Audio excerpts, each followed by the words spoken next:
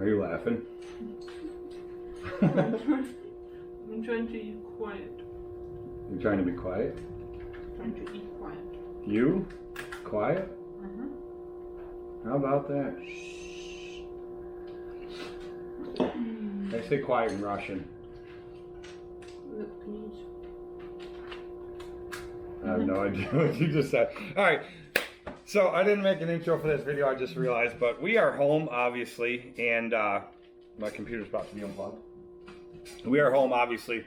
It was a good GIE. To be honest with you, I don't even know what I got for footage. I'm going to put it together the best I can. There's not that much. It was so nice this year to not carry a camera bag around with all kinds of gear and all that stuff. Billy carried a camera, this one here. He carried this around, recorded a little bit of stuff. I'm not sure. I pulled off what he had. I pulled off what I had.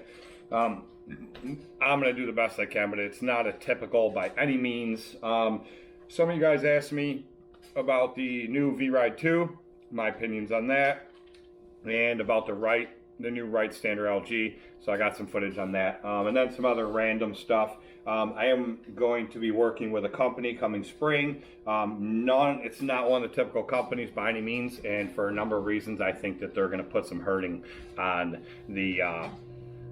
all the typical companies. They're just making huge strides, and just the things they're doing are ridiculous. I was going to work with them last year. We couldn't make it happen. So I met with all their new people this year and some of the old guys that were there from last year that I'd met with. So some big things are going to happen in spring, and I did video some of their stuff, and you will see. So that'll all be coming up. But anyway, we're back. We're breaking the full leaf season. We had the Noah today, went and did a bunch of stuff with him, went axe throwing, went to Dave Buster's, a bunch of stuff, and then we went and got stuff and made steak avocado salad. That was our dinner. So now I am going to start editing this video.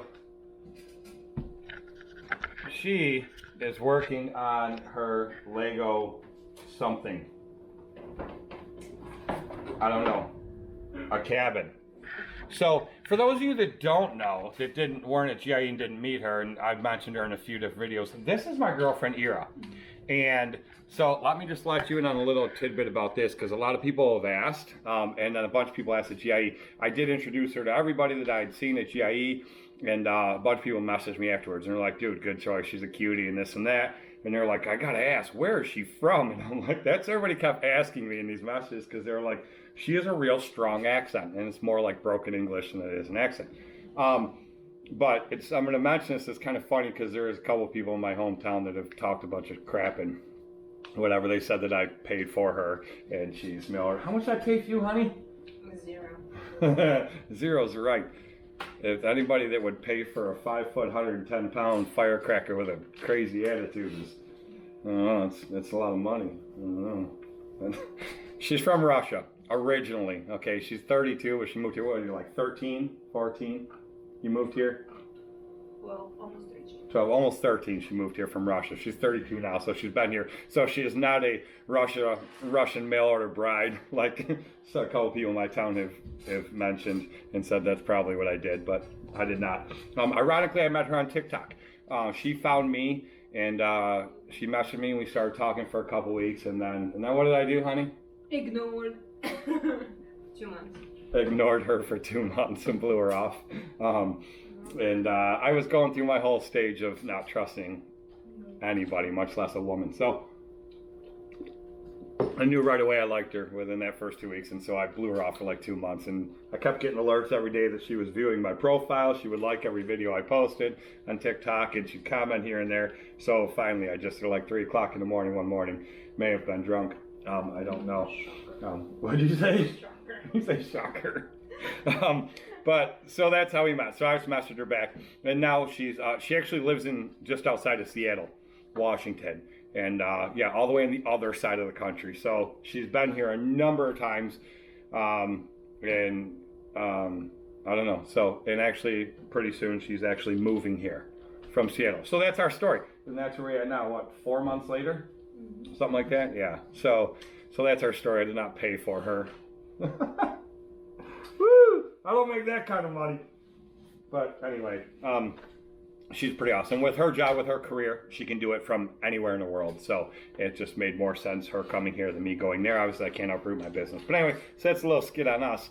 And So I'm gonna put this together. Oh, and a few other people asked. You know, they had already heard Billy did move out. Yes, I live here by myself for now. But Billy did move out. No, we didn't have a fight. Nothing bad. He's 18, and a couple of his buddies got an offer on a house, and it's 3 of them, and they're renting a house. And he's 18. He wants to do it. I told him he shouldn't. He's dumb. He's just wasting his money when he doesn't pay for anything here, and he has the life, so to speak. But it's what he wants to do, and he's 18, and I guess everyone has to experience. So me, my mom, and you're here, we're taking gambles on how long before he's back. But I wish him the best. You know, he still works for me, comes to work every day. Love the kid to death. Nothing I wouldn't do for him. And he knows he's more than welcome to come home and take his bedroom back. I told him I was turning it into a full-on game room with a stripper pole and shit, but whatever. Okay, maybe not the stripper pole. Maybe for you when I'm not here. Maybe the stripper pole? When I'm not here. But anyway, so, but no, he's all going to come back whenever he wants. But, you know, he's 18. He's got to do it, got to spread his wings. Do whatever it is he wants to do. But he sure does call me up every time he gets a ticket. So, no, but anyway, so that's the deal. That's where our life's at. That's where we're going. And I'm going to keep pumping out tons of videos for you guys. We got a lot of stuff coming up. But, so that's it for this. You're going to see the video now, and I'm going to go into editing this. So this will be first, obviously, and go right in the video. So can't promise anything major I got. Tried not to do like a typical GIE recap because everybody and their brother does one. But had a lot of fun. Got to see a lot of great people. Got to meet a ton of new people. Took pictures with a ton of people, right? Mm-hmm. Tons of people coming up wanting to take pictures with us and stuff. So we did all that. It was a good time. So that's coming next. And hope you guys enjoy this video, and we will see you guys in the next one, which will probably be tomorrow. Because if you watched the last one about the Accelerator, it was funny. The day we left for GIE, my dealer called me and said, hey, the extension for your 6.2 Jumbo came in. So now we have 2 full-on units. If you don't know what I'm talking about, go watch my Accelerator video I did. It'll make perfect sense to you. See you.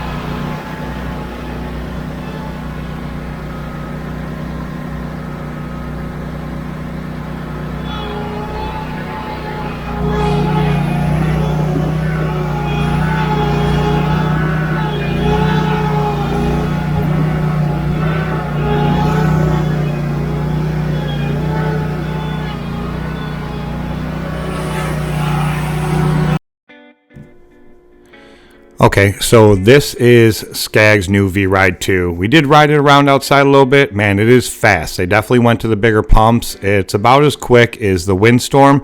Definitely moves. Love those Love those tweels. But their standard V-Ride 2, it's still small tire. You know that's always been a complaint for me with Skaggs V-Ride is they just don't put the bigger tires on their machines like everybody else does. Everybody else is running bigger, taller, wider tires. And they just don't do it. But this was a big surprise to me. I didn't see this coming. This is a Skaggs Jacko, which is kind of like a Toro Dingo or Bobcats. I can't remember what Bobcat's called. The MT, I can't remember what it's called. But anyway, you guys know what I'm talking about. Or like a Ditch Witch. I definitely didn't know Skaggs had come out with this. It was pretty impressive. I'm eager to see feedback on these and what everyone thinks of them. But here is the standard LG. We also ran this outside. Definitely love a lot of things about this machine, but they had a 52 and a 61 outside. We ran them around, and man, every little bump they were surging, cutting in and out. I don't know if it's just from people beating on them or what, but I like a lot of things. I don't like a lot of things. Only in Kentucky will you find a trailer jacked up, fucked up, truck screwed up, one tiny tire on the left and one big tire on the right. That's classic. Oh, all right, Will Rice is calling. Now he wants to talk. It is day 3. We haven't filmed anything, have we? Nothing. it's been really nice actually this year to actually have a year where I'm not carrying camera bags around.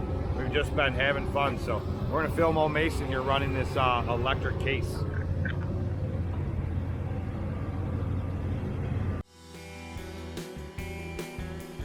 So this is my buddy Mason. This is my niece Kelly's boyfriend. He owns a pressure washing and mobile blasting company, but he does also do some things with some skid steers and excavators. He does some work like that too. So he was eager to play around on this stuff. This was the electronic mini excavator. All electric, definitely kind of weird, very sensitive, very touchy, but he had a lot of fun in this thing. Took him a little bit of playing around on this. But he had a lot of fun with it. He liked it, and it was just different things to try this year that we normally don't play around on. What do you think, buddy? That's pretty cool. Isn't that pretty neat? I don't know how I feel about the electric though. Yeah, well, the diesel's a lot more jittery, but that's supposed to be a lot more smooth, but it's so responsive that it kind of makes it harder. Yeah. Especially since the controls are different, and the excavator that I was operating probably like a week ago, everything was opposite, so I was having a hard time doing that. Right. Oh, how my niece Kelly's going to kill me for this one, but it was just too funny and a golden opportunity I couldn't pass up. So anyway, back to Mason. Here he is playing around on this cat skid steer. This was pretty neat. They had to pick up each basketball, and they were real actual basketballs, not weighted or anything like that, and then put each one in the hoop. I think he won. Maybe it's this one here where he went down. Yep, and it kind of got stuck there, but he controlled it with those forks and rolled it up and got it through anyway. Definitely pretty neat. He had a lot of fun playing on these. It was funny because on Friday, it had rained so much overnight, Friday night and early Friday morning, that most of the demo areas were all shut down. They pulled the keys out of all the mowers, weren't letting anybody ride anything. That was GIE's doing. They just came out and told everybody they weren't letting them run anything because there were some small mud holes, some small water areas, but all the equipment that was out there, like the excavators, the skid steers, everything like that, they were in swamps, like big mud pits, and they were just letting everyone keep running them anyway and just tearing everything up. So it kind of surprised me they weren't letting the mowers do it, but either way, they did. So this is the company I'm going to be working with, one of two. You guys saw this. If you don't remember, go look at last year's GIE video I did. I was like everyone else because Bad Boy, I think they kind of hurt themselves when they started putting their residential stuff in Tractor Supplies, but their commercial line is no joke. And if you don't understand what I mean by how extreme and overbuilt that they did with their machines, go look at the full detail of how I described them all, went through it all last year in last year's video. We just couldn't make it happen this past year, partly my fault and partly their fault. But they've come a long way. They're not only mowers now, they have a full line of side-by-sides. They have tractors, attachments. They recently bought out another company, so they're going to have their own backpack blowers and stick equipment. I'm not going to let that cat out of the bag. They can, I'm sure you'll hear that from them, but you're going to see a lot coming from them.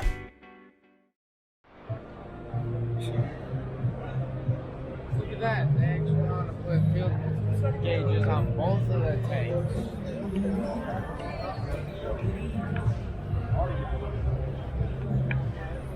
Look, they have locks on their gas caps.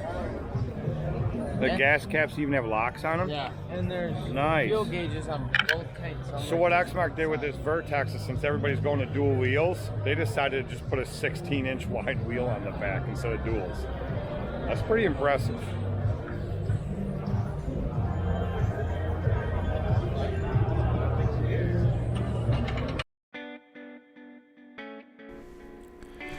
So this is just me filming that same machine inside here. Like I said, it's got a 28 horse EFIs on this version. They do have some other engine options.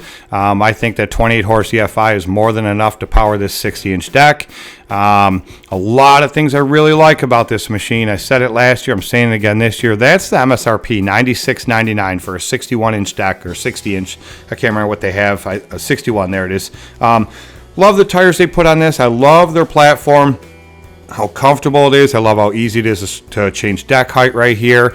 Love the padding on the back. They're so much fun to ride. They're so comfortable to ride. The only thing I haven't done is cut with one. I'm super eager to find out, and we will see come spring how it actually cuts and how it handles grasses in my area. So like I said, there's going to be a lot to come. You're going to see a lot from this company, and you're going to see a lot from me on them. One of the big things I really love is their deck. They have 2 small guards, one on each end. That leaves that deck wide open. Some people might say, that'd be an issue with things hitting it, this and that. I've never had an issue with things actually hitting my pulleys or hitting the guards that protect the pulleys. I do, however, always have an issue with things getting jammed in there. You got to pull the guards off, blow them out, things like that. So we will see. This is just going to go into a little bit of a slideshow now. Just random pictures that Billy took. None of them were me. Different stuff that Billy took, or my niece Kelly took, or whoever took while using Billy's camera. Of course, we went to the Walker area. Chris, one of the guys out there I've known for a long time, I walked out, I said, hey, and he introduced himself. I'm like, really? He goes, sorry, I didn't recognize you with a shirt on, just from all the videos. But of course, we went over there, had a lot of fun with Walker. Still got some stuff in the works coming up with Walker as well, and another company, which I will mention in a future video. So we're kind of actually dealing with 3 companies right now, so a lot of stuff coming up. There's some pictures of Mason here again. Like I said, he had a blast his first year down there. And everybody is already excited to go back down again next year. But as always, we did spend a lot of time with Walker. We always do. We love their stuff, and we just love how they treat us. But like I mentioned, excuse me, like I mentioned before, there's just a lot of different things coming up, and a lot of different things we're doing with the business right now and planning for 2024. So what we decide from there, testing out all this different equipment and working with companies and who's offering us what as far as the best deals on equipment, the best dealer support, things like that, that's going to determine a lot. So, and the durability, obviously, of the equipment. Billy's X52, that mower's barely a year old and has 700 hours on it, and it's not like it's the only piece of equipment out every day. It's one of multiple pieces of equipment getting used every day. So that's the kind of hours we're putting on our equipment. So, it gets put through a lot. We put a lot of hours on them. They take a hell of a beating. So it doesn't really matter if a certain company is offering me a crazy deal or not. If their equipment can't hold up, it can't hold up. So we did spend a bunch of time at Cub Cadet. Everybody loves this dual-wheeled steering wheel unit. We had everybody on it. Even Kelly actually rode one around, my niece, which was she had fun on it. It was really weird for her. She never rides a mower all of any kind. So this is where we ran into Brian Shane and his son Tyler, who, as many of you know, they stayed with us a couple years ago, and we just had a lot of fun. Didn't film anything down at 4th Street this year. It was pretty dead. They didn't have the concerts there this year, which made a lot of people very upset. I guess it was a 40-year anniversary, so they did the concerts at the KFC Yum Center. A lot of people were not fans of that at all. A lot of people didn't even go that normally go to 4th Street for all the concerts and things. I don't know why I'm coughing, but anyway, so we're hoping that next year they put the concerts back at 4th Street. That's where everybody wants to be. That's tradition. That's what everybody loves. So I don't know. Hopefully the powers that be make the right decisions. This was the outside area with the V-Ride 2, the new one. This one did not have the duals on it, but you see what I'm saying right there? It's the same small tires they've always run on everything. That was a huge disappointment. I definitely was not happy about that. I hope they'd step their game up. So many people have been telling them for years, put the bigger tires on like everyone else, and they just, for whatever reason, won't do it.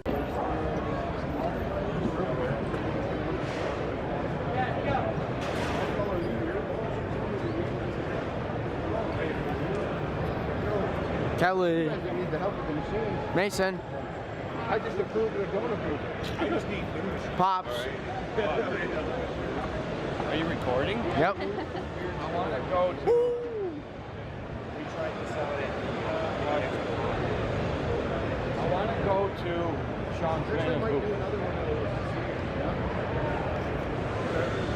So hold on. 1, 1, 2, 3. I just got closer. Over there and have mine.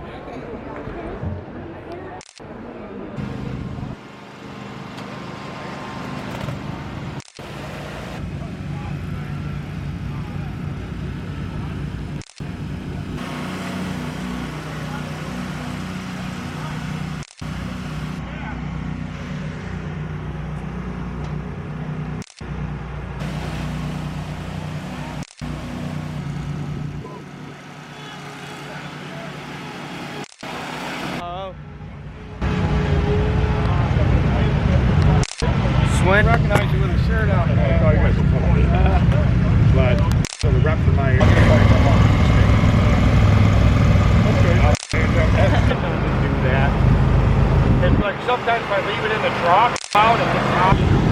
I started off using his program that he always used, and that's why a lot of people say like your videos are just like old Ninja Freak videos. Yeah. That's why, because he taught me how to do it, and I kind of did it the same way. And then I started getting all these comments. You tell me, oh, you helped me out so much, and then you put me through this, and it motivated me to keep doing it. And then we just started having fun though. Because at first I thought you'd be all serious and like, and now we're like the clowns of fun. Run shirtless. Look, you can see yourself. Well, you know what? We walked up to the walker booth and I was like, hey, they're like, hey. Look, Oh, look we at didn't you. recognize you with a shirt on. And I'm like, funny, Chris, funny.